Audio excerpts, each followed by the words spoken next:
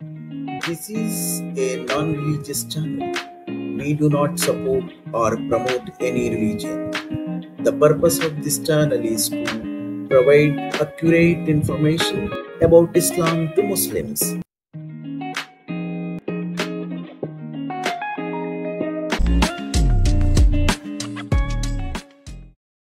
ఏడవ శతాబ్దంలో అరబ్బు ఏడారుల్లో పుట్టినటువంటి ఈ స్వయం ప్రఖ్యాపిత ప్రవక్త ముహమ్మద్ తన 40 సంవత్సరాల వరకు ఎలాంటి వ్యాపారాలు కానీ ఎలాంటి పనులు కానీ చేసినటువంటి చరిత్ర అక్కడెక్కడ కనిపించదు.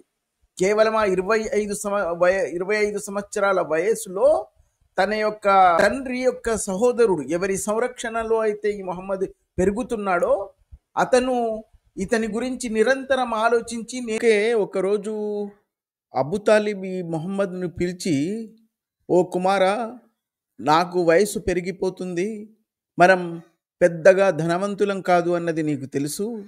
నేను ఈ భూమి నుంచి వెళ్ళిపోయిన తర్వాత నీ జీవితం ఏపైపోతుందో, నువ్వేమో నిరంతరం ఒక స్వప్నలోకంలో విహరిస్తున్నావు, నువ్వు ఎలా బ్రతుకుతావో అని నన్ను నిరంతరం ఆ ఆలోచన నన్ను నిద్ర లేకుండా చేస్తుంది. కాబట్టి నేను ఒక నిర్ణయానికి వచ్చాను.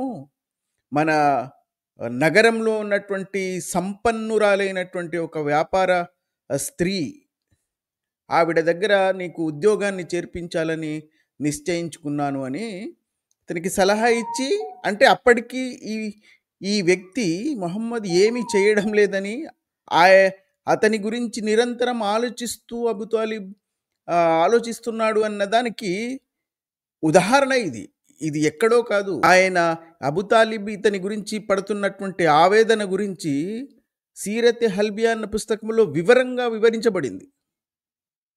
నేను ఈ భూమి నుంచి వెళ్ళిపోయిన తర్వాత ఇతడు ఎలా ఈ భూమి మీద బ్రతుకుతాడు అని అక్కడే ఒక సంపన్నురాలైనటువంటి ఖతీజా అనే స్త్రీ దగ్గర పనికి కుదర్చడం. ఎప్పుడైతే అబూ తాలిబ్ ఖతీజా అనే సంపన్నురాలి దగ్గర ఉద్యోగానికి చేర్చాడో, దాని తర్వాత ఈ ఖతీజా యొక్క వ్యాపారాల నిమిత్తం క్రయ విక్రయాల కోసం మక్కా వదిలేసి బయటి ప్రాంతాలకు వెళ్తున్నప్పుడు కూడా అక్కడ కూడా నాటకాలు ప్రారంభించేసాడు. అందులో ప్రయాణం చేస్తున్నప్పుడు అందులో ఒక సహపాఠిని మైసెరా అనేవాడు అనుకుంటాను పేరు, అతన్ని పట్టి అతనికి ఏం ఆశ చూపించాడో ఏమో. తిరుగు ప్రయాణం అయిన తర్వాత ఖతీజా దగ్గరికి వచ్చి ఈ ముహమ్మద్ గురించి ఎంత గొప్పగా చెప్పాడు అంటే, ఈ మైసెరా అనే అతను సహపాఠి, ఆ క్రయ విక్రయాల్లో సహయాత్రికుడిగా వెళ్ళినటువంటి అతను, మేము ప్రయాణం చేస్తున్నప్పుడు ఓ ఖతీజా, మేము క్రయ విక్రయాల కోసం మక్కా వదిలి ఈ గ్రీష్మతాపంలో ఏడారుల్లో ప్రయాణం చేస్తున్నప్పుడు అక్కడ ఒక క్రైస్తవ సన్యాసిని కలుసుకున్నాం. అయితే ఆ క్రైస్తవ సన్యాసి బహేరా అనే ఆ క్రైస్తవ సన్యాసి మన ఈ ముహమ్మద్ను చూసి చాలా గొప్పగా అతనికి వాళ్ళ గ్రంథాల్లో రాసి ఉన్నటువంటి చిహ్నాలు ఇతని దగ్గర ఉన్నాయని, ఇతను భవిష్యత్తులో ప్రవక్తగా అవుతాడని సూచనలు ఇచ్చాడు అని చెప్పడంతో పాటుగా, ఎప్పుడైతే మేము గ్రీష్మ తాపంలో తట్టుకోలేక ఏడారుల్లో ప్రయాణం చేస్తున్నప్పుడు ఆకాశంలో 2 దైవదూతలు వచ్చి ఈ ముహమ్మద్ను ఆ గ్రీష్మ తాపం నుంచి కాపాడడానికి మేఘ శకలాలను తీసుకొచ్చి ఇతనిపై ఆ గ్రీష్మ తాపాన్ని అడ్డుకునేలాగా కాపాడడం నా కళ్ళారా చూశాను అని ఈ మైసెరా అనేవాడు ఖతీజా దగ్గర కథ చెప్తున్నాడు. ఈ కాలంలో ఎల్కేజీ కుర్రవాడికి కూడా అర్థమైపోతుంది, ఖురాన్లో అక్కడున్నటువంటి యూదులు కానీ బహుదైవారాధకులు కానీ పదే పదే ముహమ్మద్ను ఒక్కటైనా చమత్కారం చూపించు, ఏదైనా అద్భుతం చేసి చూపించు, మేము నిన్ను ప్రవక్తగా అంగీకరిస్తామంటే ఏ అద్భుతము, ఏ ఆకాశం నుంచి ఏ దూత రావడమో కానీ, ఏ చమత్కారము, ఏ అద్భుతము చేయలేకపోవడం కానీ ఖురాన్లోనే వ్రాయబడి ఉంది.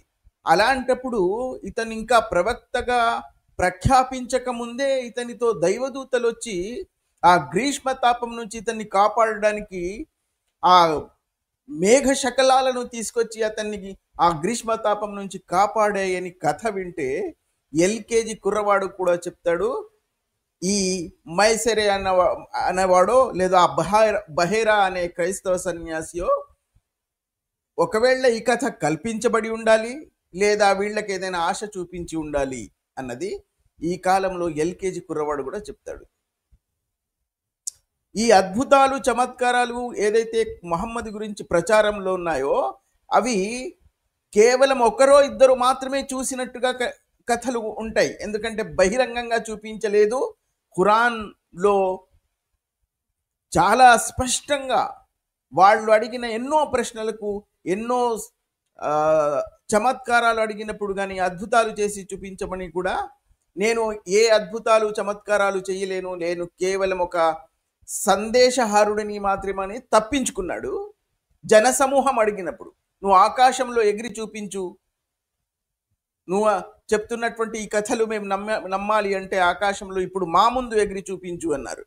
ఏమి చెయ్యలేనటువంటి వాడికి ఆకాశం నుంచి ఇద్దరు దైవదూతలు వచ్చి ఆ గ్రీష్మ తాపం నుంచి కాపాడాయని ఈ ఇబ్నె ఇషాఖ్ అనే చరిత్ర ఎవరైతే మొట్టమొదటిసారి ప్రపంచానికి మొహమ్మద్ గురించి చరిత్ర రాశాడో అతను రాస్తే ఇది ఎవరైనా నమ్ముతారా? ఈ కాలంలో ఎల్కేజీ కురవాడు నమ్మడు ఈ కథ. ఇది ఎలా ఉందంటే రాజకీయ నాయకులు తమ యొక్క అనుచరులతో ఎలా జై జై కొట్టించుకుంటూ ఉంటారో, డబ్బులు ఇచ్చియో వాళ్ళకు ఆశ చూపించో ఏదైనా ఆశ చూపించి ఎలాగైతే జై జైలు కొట్టించి వాళ్ళ గురించి పొగడతలు చెప్తూ ఉంటారో దానికంటే మించినటువంటి మార్కెటింగ్ మొహమ్మద్ తన గురించి చేసుకున్నాడు అని ఇది స్పష్టంగా అర్థమవుతుంది.